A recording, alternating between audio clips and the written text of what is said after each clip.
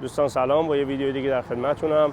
بنزین زدم اینجا. امروز میخوام ببرمتون به یکی از کلیساهای خیلی زیبا توی مسکو، نزدیک مسکو. با ماشین دوست دخترم امروز میرم اینجا. بنزین زدم توی ماشینش، این ماشینشه. عرضم به خدمتتون که یه ترافیک سنگین هم داریم.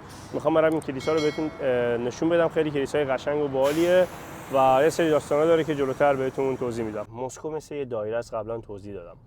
یه اتوبان خیلی بزرگ هست که دور مسکو میچرخه. یعنی شما اگه بخواید مثلا هر سمت مسکو بری، معمولا همه می‌ریزن تو این اتوبان، به معروفه به اتوبان امکاد، یعنی اسمش از امکاد. این اتوبانی که من همین الان توشم امکاده، این اطراف مسکوه. فکر کنم بزرگترین اتوبان اطراف مسکوه. نمیدونم چند لاینه، بذار همین الان بشمارم. 2 3 4 5 6 بانده. عرضم به خدمتتون که دیگه کلا خیلی اتوبان بزرگ و تمیز و خوبیه.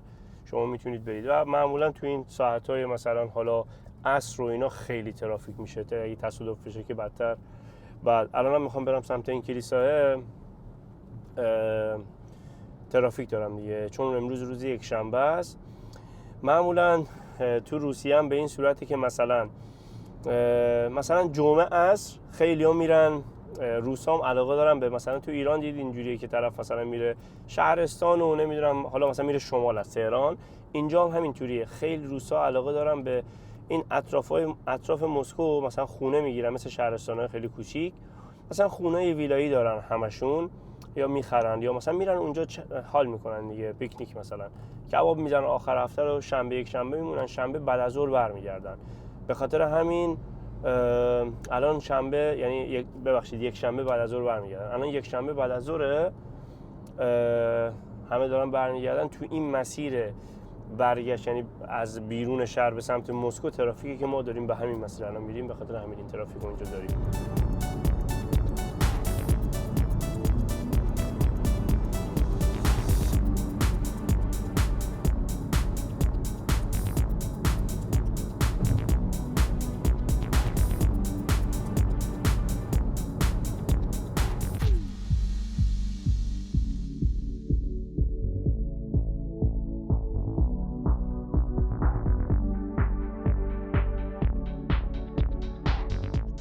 این همون کلیسایی که تا اینجا اومدیم.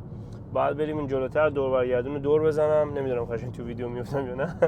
بعد بریم جلو دور برگردون دور بزنم، بیام برم اونجا به شما نشون میدم و توضیحاتش رو جلوتر بهتون میدم. بذار یه ذره رانندگی رو انجام بدم با خیال راحت برسم.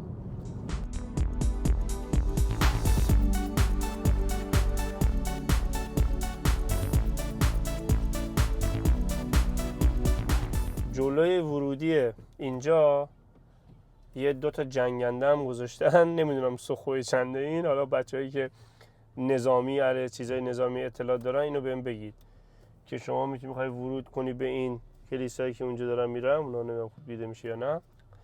بعد این جنگنده هم گذاشتن، از اونجایی که روسا آدمای جنگنده این. بذار اینجا بعد ورودی رو پرداخت کنم. نمیدونم چه جوری. آها، این دکمه رو میزنی،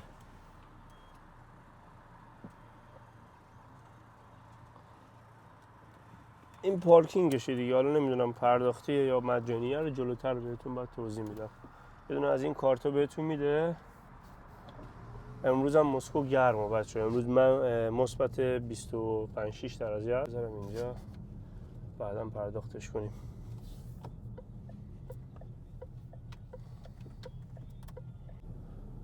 یزید باشه.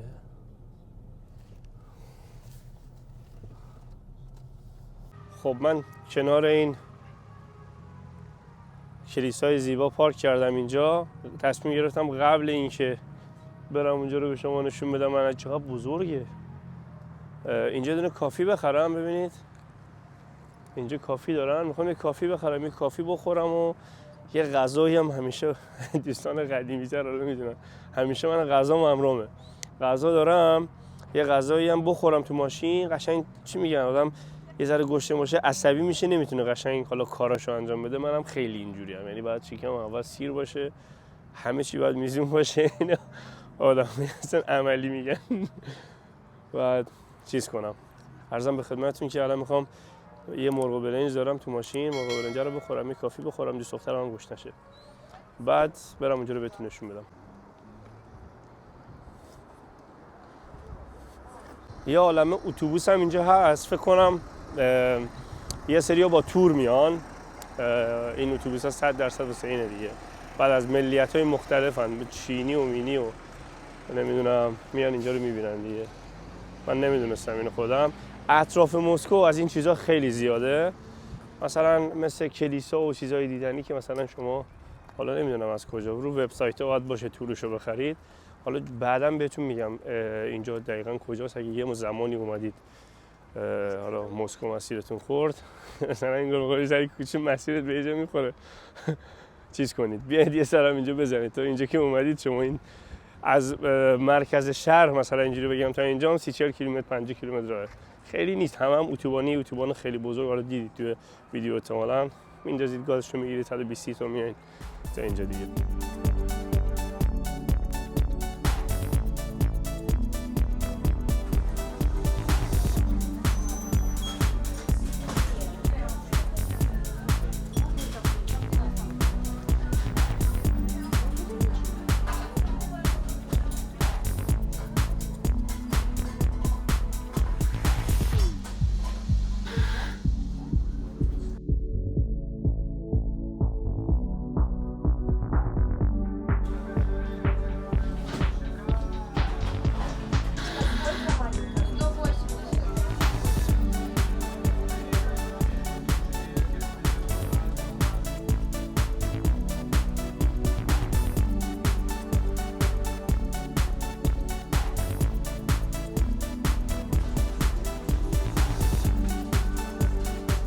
ما اومدیم اینجا، از این نونه خوشمون اومد. دوست دخترم گفت از این نونه هم بگیریم امتحان کنیم. گفتم کاملش زیاده، بعد گفت نصف هم میفروشن. 2 تا نصف اینو گرفتیم، نصف هم از این، و 2 تا کافی هم گرفتم. بذار نشونتون بدم.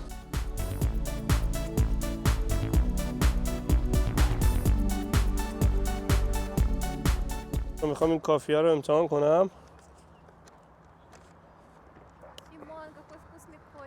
گوزنت بیا.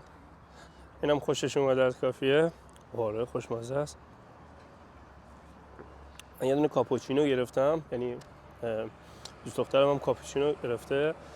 بعد من به حالا چون ورزش میکنم به لاکتوز خیلی حساسم، یعنی مثلا لاکتوز بخورم دل معده‌ام میریزه، حالم بد میشه. به خاطر همین چون لبنیات و اینا ما مثلا نمیخوریم دیگه، حالا سال هاست 20 ساله مثلا یه وقتایی میخورم، مثلا ایرانی برم این ورانوری برم یه پنیر چیزی میخورم، ولی مثلا تو روسیه که هستم همه چی حالا بدون لاکتوز هست. مثلا کاپوچینو معمولا من امریکانو همیشه میخورم و شیر زیاد دوست ندارم تو کافی بریزم. یه وقتایی هوس کنم مثل امروز یه کاپوچینو بخورم، میگم شیر بدون لاکتوز باشه. یه وقتایی هم مثلا شیر نارگیل یا مثلا شیر بادوم درختی چی میشه، حالا همون که میشه دیگه مثلا با این شیرا میگیرم. الان اینو با شیر همین بادوم درختیه، خیلی خوشمزه شده. و ببخشید این شیر معمولی بدون لاکتوزه. باحاله.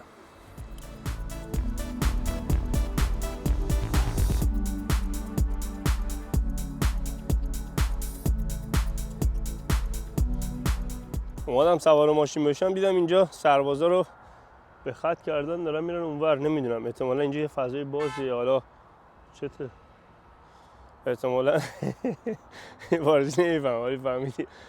بعد چیز میکنن، حالا آموزشی میدن. چند روز پیشم حمله پهپادی کردن به مسکو، نزنن یه دفعه اینجا رو به هوای این سربازا مورم بکشن. تا آخرین لحظه که دارم ویدیو میگیرم اگه چیزی شد اینجا بودم و این بغل این چیز کلیسای بیاین منو پیدا کنید. نشستیم تو ماشین غذا رو بخورم. اینم خیلی آدم حساسیه، میگه دستتو با دستمال نمیدونم مرطوب داده اینا رو تمیز کن. بعد غذا بخور به نون دست بزن. خودم هم نه اینکه مثلا کثیف باشم، ولی دیگه مثلا حساسیت بیش از اندازه ندارم مثلا روی این موضوع. خب ببینیم از خونه چی آوردیم. این خیاره میذاریم اینجا رو کافی. یه دونه‌شو برم تا این غذا این خودم درست کردم بچه‌ها. البته اینا من درست کردم. بذار نشونتون بدم. مثل زرش پلو مرغه ولی یه ذره رژیمی تر درست کردم. آخر هفته ها رون مرغه مثل زرش پلوه، ولی مثلا دیگه روغن و اینا بهش نمیزنم. مرغ رو یه ذره آبپز میکنم با از این روغنایی که اولیو اویل دارم، روغن زیتون دارم، اسپری میکنم. مرغ رو یه ذره تفتش میدم، یک کوچولو مثلا 2-3 تا اسپری، نه اینکه مثلا روغن بپاچم روش، نه. بعد دیگه رب و پیاز و این چیزاست دیگه، با فلفل دلمه اونا خیلی خوشمزه میشه. البته مثل زرش پلویی که مثلا تو خونه مادرای آدم درست میکنن خوشمزه نمیشه، ولی اگه میخوای هم رژیم باشی هم اینو احساس کنی میتونی. بعد اینو همیشه نمیخورم چون آخر هفته بود درست کردم. مثلا این یکی غذام که درست کردم نشون بدم. اینم من گفتم اینو میخوام. این گوشت چرخ کرده است با چیز تیک فرام می. این گوشت چرخ کرده است با قارچ و فلفل دلمه و پیاز و میاز و اینا رو میگیرم همینطوری دیگه، رب و اینا بهش میزنم یه ذره دیگه، نمیدونم اسمش چی میشه، همینطوری تفتش میدم. و چون گوشت گاو خودش یه ذره حالا چربه دیگه، نیاز به روغن هم نداره، اولش یه ذره میگذره بعد دیگه خودش روغنی میده و خوشمزه میشه دیگه. بذار بخوریم. حالا داشتم ویدیو رو نگاه میکردم قبل اینکه غذا بخورم، دیدم عروسک‌ها این مال این دیگه ماشین اینجوری قم شدن دارن ما رو نگاه میکنن از اون پشت. ماشین رو پر عروسک کرده. خب بذار این نونه هم بهتون نشون بدم، ببین چه نونه بالی. این لوگوشون رو اینجا روش در آوردن، نمیدونم با آرت در آوردن با چی در آوردن. ببینید این وریه، کدوم وریه؟ این وری باید فکر کنم بخون. ای خدا همش شیخ رو لباسم. 2 تا نون گرفتیم، بذار یکی من تو پاکت در بیارم. خب اینم یکیه، چقدر بزرگه. این کف دستمه انقدر. حالا نصف نونا چس کنم. اوریجینال پاپرو.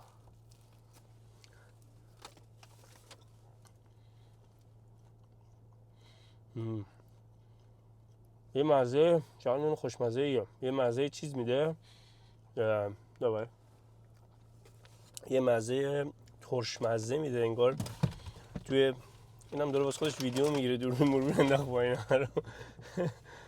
بعد یه مزه این نونای ساندویچی تو ایران بود، باگت نه، نمیدونم همه جای ایران هست یا نه. ما تو شمال یه نونی داشتیم از این نونای کوچیک بود، نون ساندویچی بهش میگم، قطعا میدونید چیه. قدیما باهاش ساندویچ درست می‌کردن، الانم هست. مثلا من میرم شمال، میرم ایران، میرم شمال پیدا میشه. یه همچین مزه‌ای میده، یه ذره ترش مزه‌تر. خیلی باحاله. بذار این یکی هم سریع بهتون بگم، بتونم کدومش باحال‌تره. اینم اون یکیه، این دیگه اون لوگوش روش نذارم. سخته. اینجا اکثر کشورهای خارج، یعنی من اصلا ندیدم تو هیچ کشوری مثلا نون سنگک و این چیزا داشته باشن، فقط نون لواش هست و دیگه انواع اقسام نونا دیگه.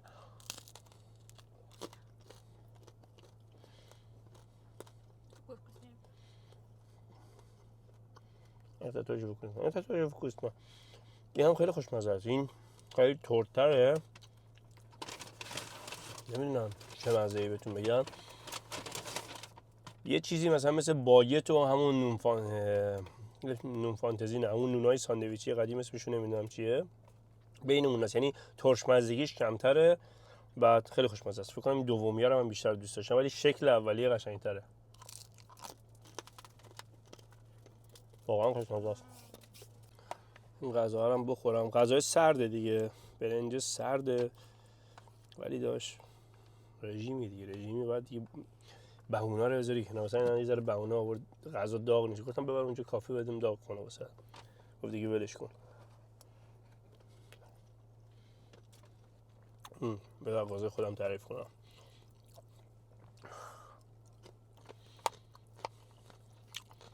زرش پلو دیگه، زرش پلو تعریف نداره دیگه، جاتون خالی. امیدوارم دلتون نخواد.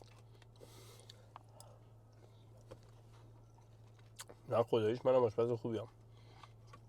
عرضم به خدمتتون که من واقعا، حالا دوستام همه میدونن، دوستای نزدیکم، من آشپز خوبیم ولی حوصله غذا درست کردن اونجوری مثلا مثل مهمونی ندارم.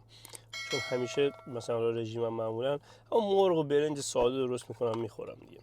ولی بخوام فاز آشپزی بگیرم واقعا میتونم غذای خوشمزه درست کنم.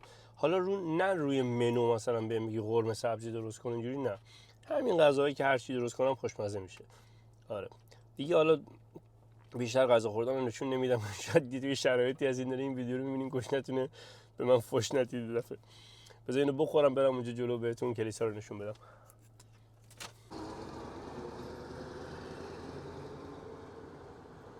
خب ما واسه کلیسایی که اون پشته میخوایم بریم بعد از ورودی اینجا رد شیم. اینجا هم نمیدونم احتمالا شاید باید بلیط بخری. بذارید ببینم اگه بلیطی باشه به شما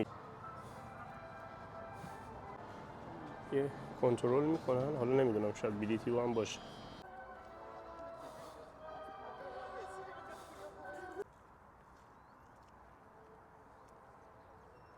اینجا ورودیشه. بلیط هم نیازی به خریدن بلیط نبود، فقط چک میکنن یه چیزی همراه نباشه. اینجا این واسه جنگ جهانی دوم، این حالا تصاویر و این چیزایی که اینجا میبینید و زدن. عرضم به خدمتتون که این کلیسا تقریبا سال 2000 فکر کنم 20 ساخت، یعنی تموم شد ساختش. اینجا رو به مناسبت 75 سالگی پیروزی روسیه توی جنگ جهانی دوم ساختن. عرضم به خدمتتون که называется это главный храм и вооруженных сил России. Еще раз полный. Главный храм вооруженных сил России. Главный храм вооруженных сил России. اسم اینجاست. حالا می‌نویسم اینجا. حالا یه زمانی خواستید بیاید که بتونید سرچ کنید راحت باشه. اینو به اون مناسبت ساختن.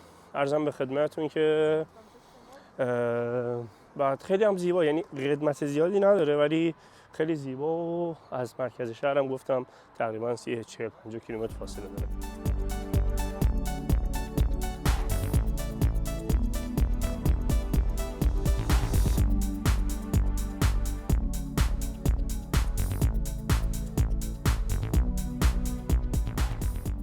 از این اسکوترام اینجا هست، این دوچرخه‌های برقیه، میتونید از اینا هم اجاره کنید. حالا این فضای ذره بزرگه، منظور اگه مثلا خسته شدید میتونید مثلا با این اجاره کنید برید. حالا این اطراف رو میخوام ببینید، این فضای خیلی بزرگی داره. مثلا اینجا رو میتونید با این دوچرخه بریم ببینید که واسهتون راحت‌تر باشه.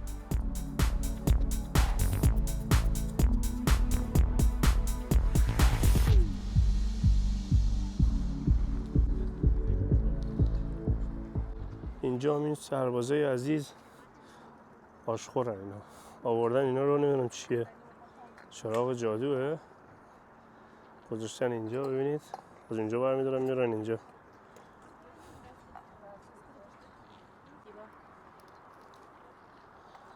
خب اینو پرسیدیم، اینا چراغن، همون چراغ جادویی که گفتم. اینجوری میچینن، دارن میچینن زمین. حالا یه چیزی مینویسن، حالا ما نگفتن چی مینویسن، حالا یه مثلا روسیه‌ای نمیدونم یه چیزی می‌نویسن دیگه، نه شرقی نه غربی، یه چیزی می‌نویسن. بعد شب روشن میشه، این چراغ روشنش میکنن. حالا مثلا نمای قشنگی داره دیگه، یعنی رو از بالا احتمالاً نگاه کنی قشنگ میشه، خوشگله. اون کنارم همینطوری که می‌بینید یه عالمه کافه و احتمالاً رستوران و حالا گشتتون شده این نزدیکید میتونید اینجا غذا بخورید. ببینید این کنار همین کلیسا هست، اینم کلیسا.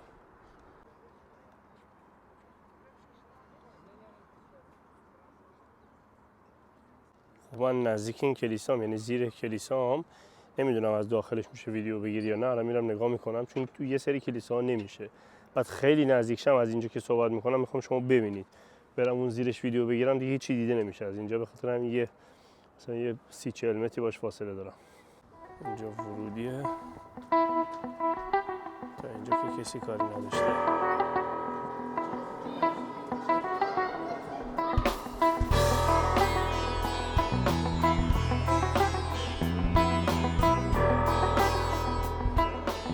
خب مثل اینکه میشه ویدیو بگیری. از این پله‌های پایین خیلی قشنگه توش. بعد خانم بعد یه شالی سرشون کنن. ببینید هر خانمی که رد میشه، حالا حجاب مثلا پایین تر اینا زیاد مهم نیست ولی یه شالی باید باشه دیگه. این فضا هم به این صورته. اینم کولر آبه، حالا نمیدونم آب زمزمه. این مرده اگه بذاره از این خانم زیبا واسهتون ویدیو میگیرم. ورودی های مختلف داره، میتونید اینجا برید داخل. در و دیوار همه نقاشیه. اینجا که مثل همه جاهای مذهبی یه سری چیزا دارن، مثل اینا شما میتونید بخرید واسه دعا کردن و این چیزاستی.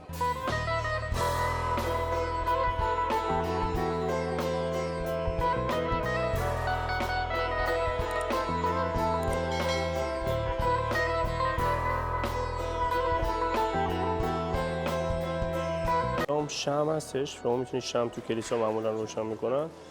دیگه حالا اینجا گذاشتن شما هر مبلغی که بخواید میتونید هم تو این صندوق نقدی بندازید، هم به این QR کد مثلا با اگه نقد ندارید با گوشیتون پرداخت کنید. ما هم 4 تا شمع برداشتیم. حالا مثلا من 200 روبل انداختم، مثلا میشه $2 همچین مبلغی زدم. حالا دل بخوای دیگه میتونم پول ندی، ولی معمولا همه میدن، چون حالا مثلا داری ور میداری یه کمکی هم میکنی، همچین جایی رو ساختن. حالا اسلام که اعتقاد دارن بحثش فرق میکنه. خب اینجا همون جای اصلیه که همیان دعا میکنن. منم 2 تا شمع دارم، من 2 تا شمع رو روشن کنم. معمولا تو سنت مسیحیت حالا این عکسایی که هست به دیوار بزن، مثلا اینو نشونتون بدم اینجا، مثلا این عکس، حالا عکس مسیح، حضرت مریم، حالا چیزهای دیگه، یا سری حتی راهبای خیلی مثلا معروف هستن که مثلا خیلی بهشون اعتقاد دارن، سالهای زیادی خدمت کردن. میتونید شما برید جلوشون شمع روشن کنید، دعا کنید واسش، بعد یعنی دعایی که تو دلتونه رو بکنید دیگه. حالا اینم سنت دین مسیحیت روسیه هم که همتون باید بدونید. توی مسیحیت دینشون یعنی اون فرقهشون چیزه، ارتودکسن. معمولا تو اروپا اونور سمت اسپانیا و اینا کاتولیک هم بیشتر. چند تا فرقه داریم، حالا من همه رو 100% نمیدونم، ولی مثلا میدونم پروتستان، ارتودکس، باپتیست داریم. عرضم به خدمتتون که ببینید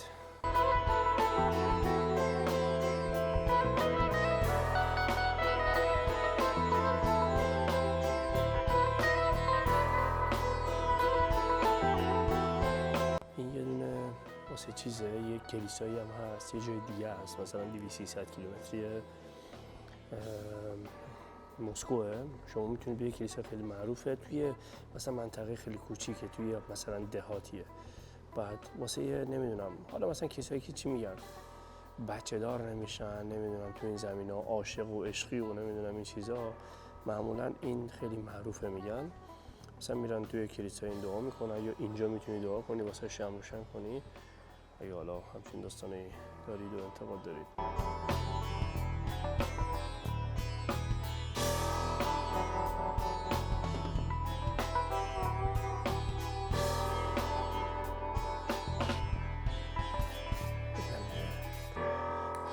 چیز دیگه هست، این قسمتیه که فکر کنم غسل و تمدید و این چیزا میدن.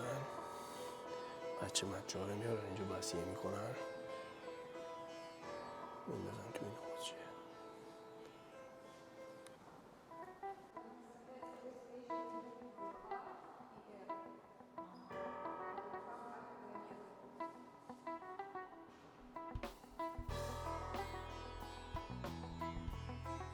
معمولا تو روسیه توی دین ارتودکس بچه‌ها رو توی بچگی غسل میدن، میارن میذارن تو آب.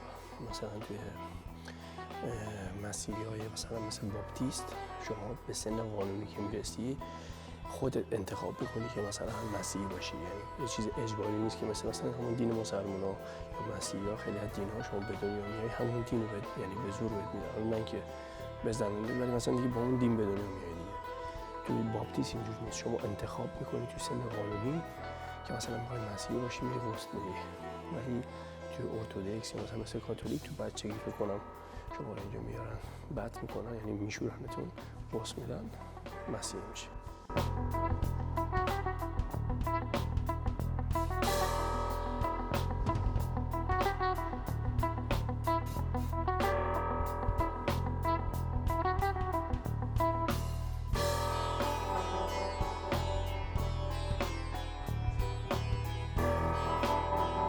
این هم همون آب که بهتون گفتم اینجا بطری هستش، شما میتونید حالا هر چند تا بخواید بردارید.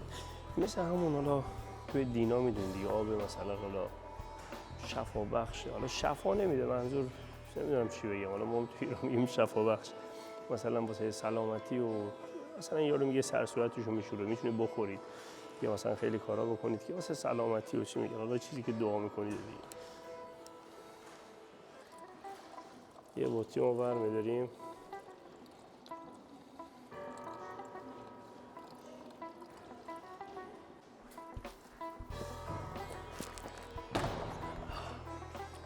جواب داد سریع. من اومدم بیرون دوستان، یه بار دیگه اینجا رو ببینید به این صورت. با این آب شفابخش نصفشو خوردم، امیدوارم جواب بده آبه. خیلی چیزا هستش که نیاز دارم شفا پیدا کنه تو خودم.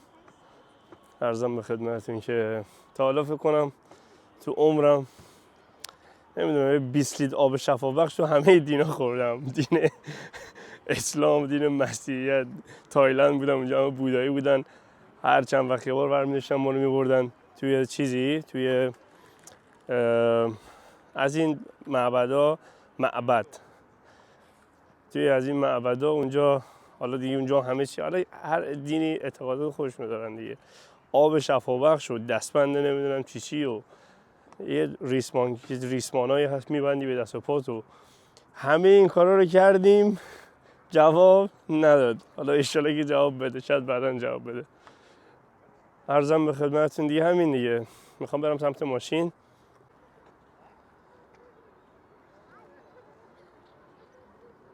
دوستان این کنار اینجا رو بهش میگن خرام، همون کلیسا میشه. حالا به این صورت میگن. این سربازان اومدن و دارن میرن، نمیدونم چیکار کنم. بنده خدا همه جوونن، فکر کنم 16 17 18 سالشون بیشتر نباشه. یه محوطه بزرگی هم این کنار همین خرامه هست، اینو میگن خرام. اینجا رو شما میتونید برید ببینید. حالا من دیگه نمیرم اونجا رو ببینم، حوصله ندارم. بعد راه بریم، مثل پارکه. یعنی چیز جالبش اینه که مثلا سرسبز و مثل پارکه. میخوام ویدیو رو همینجا دیگه تمومش کنم، طولانی ترش نمی‌کنم. امیدوارم خوشتون اومده باشه. اگه خوشتون اومد به هر حال یه نظرتون هم بنویسید. اگه چیز دیگه هم دوست دارید ویدیو بگیرم. این جوونا هم دارن عشق‌بازی میکنن، چپ باله راحتن دیگه. دیگه کنار کلیسا میریسا نیازی نیست حتما کار خاصی بکنی. مثلا توی نمیدونم دین که تو کشور ما دین اسلامه، مثلا دیگه رو نزدیک امامزاده و مسجد و اینا باید داستان‌های خاص خودشه داره. اینا راحتن، همینجا بغل کلیسا وایسادن، دیگه رو ماچ میکنن، بغل میکنن، مثلا با دوست دخترشون قرار میذارن. مثلا این عینکه رو بزنم. به هر حال نظرتون رو بنویسید. اگه توی زمینه‌هایی هم که می‌خوایم ویدیو ضبط کنم دوست دارید، جذاب و جالب واسهتون، واسم تو هم کامنت‌ها بنویسید. شرایطش فراموشه، حتما این کارو میکنم. دوستتون دارم. مرسی که تا انتهای ویدیو رو نگاه کردید. تو ویدیوی بعد میبینمتون. خدافظ.